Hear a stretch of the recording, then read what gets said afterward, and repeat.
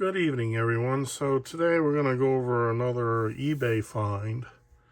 And this one had a bunch of engines on there for you to choose, and then they can send it. So I decided to get this. I already unpacked it, but I haven't gone through it yet. So just to save some time on this one. So this video is going to be shorter than anything else. So what we got here is a 3013 electric locomotive, Dutch, I believe. So this, I believe, was the SEH 800. So we'll see how this is. Now, kind of got me a little nervous here because this thing was rattling. So let's open this up and see what we got here. And the box seems to be, you have some tapes here, which, whatever, and you can hear the engine. It's moving around, so I'm not sure what's going on, but we'll find out right now. So let's open this up and see what we got. And there it is. And it's definitely rolling around in there, so let's see if there's any damage involved in this thing. And yeah, the box is definitely not in the best of shape. It looks like it's either been cut or what, but it looks like at one point this type of box didn't have the styrofoam in it, so, and you can see the markings. So other than that, we'll take a look, see what we got. So what do we got here? We have the Loke. It's definitely not museum quality, although it needs a little cleanup, and I can just do that. I can just do that pretty well. I'll just take take a rag and take a little bit of alcohol or something, just wipe it down, or some little bit of cleaner, you know, and put her on a rag and just wipe it down. But all in all, looks pretty good. The pantograph. This one springs up no problem, but this one is kind of a little bit of finicky, but I can figure that out. Has a Marklin seal on it. It does say SEH 800, I believe it says, so I'm correct on that. And the other side looks like we have the oil hole here. And it looks like what the frame is the same frame that they use for the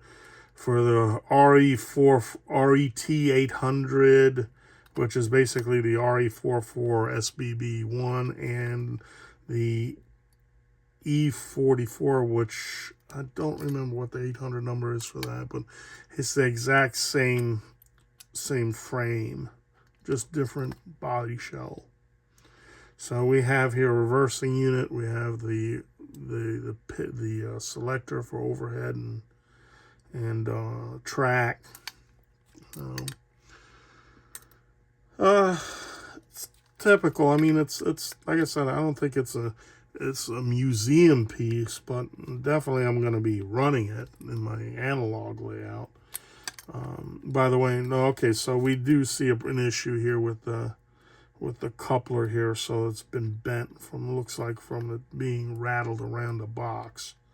So let's see if I can do something with that right now. So I can grab a plier here and see if I can bend that. I'll probably need to contact Helmets Hobbies and try to get maybe a replacement, but let's see if I can bend that back into shape. If I can just do that. This part is messed up though.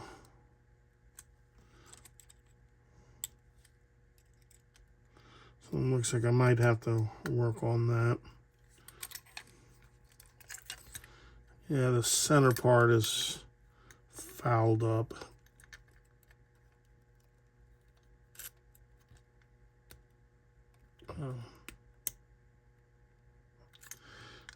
That might be, yeah, I'm gonna have to get a new one now. All these. So Scott, if you're watching this, I need one of these. So let's at least get it flattened out.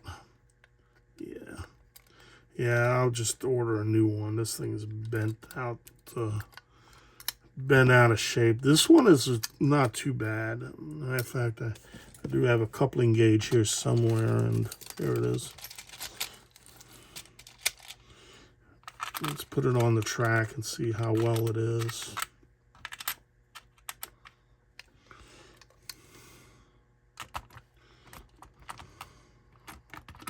No, I'll order 2 of them. Oh, this one needs to be bent up just a little bit, and it looks like it has a bend on it. So let's bend this up a little forward.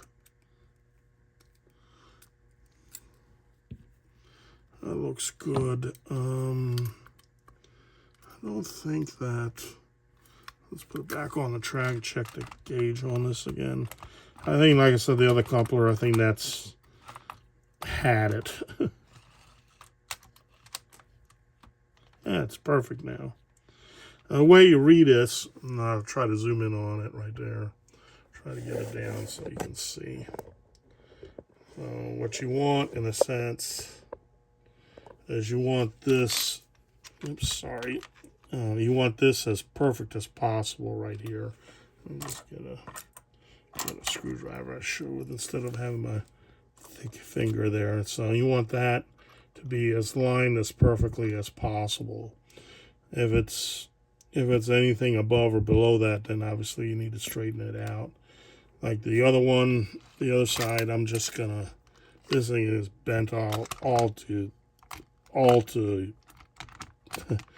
I'm trying to use a nice term on it, but this is like beyond.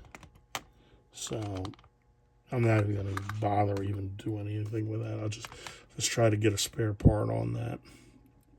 But in any case, put the coupling gauge back in there. And okay, so paint is okay. I'll go ahead and let's zoom back out a little bit on this. Paint is decent. I mean, just there's no chips on it or anything like that.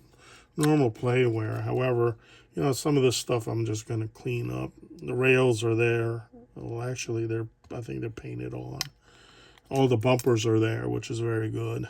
So, all right, well, let's try to put it to the test, and we'll put this side on, so if I need to flip the versing unit by hand, I can.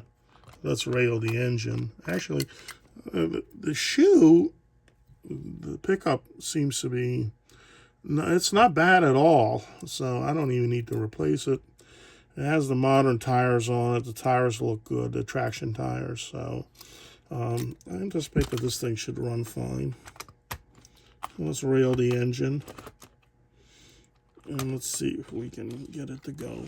Yeah, here we go. All right, so the selector is down. That's the reversing unit. Let's go ahead and let's zoom out a little bit. And then I got the Titan is ready to go here. Let's see if we can get it to move.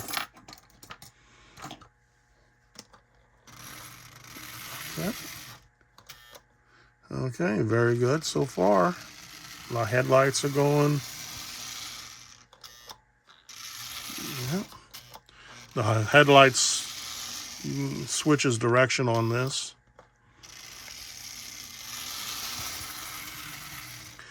If memory serves me correctly, I think the original SCH 800, the very first one, only has headlights on one end, if I'm not mistaken. It runs fine. I like it. If that's the only casualty, I'll take it. Okay, so I know I don't have this piece, and you know I kind of like the portholes on these. Look pretty cool. Of course, Marklin is now making 2020 25, the actual updated version of this engine. So that's out there for the Netherlands.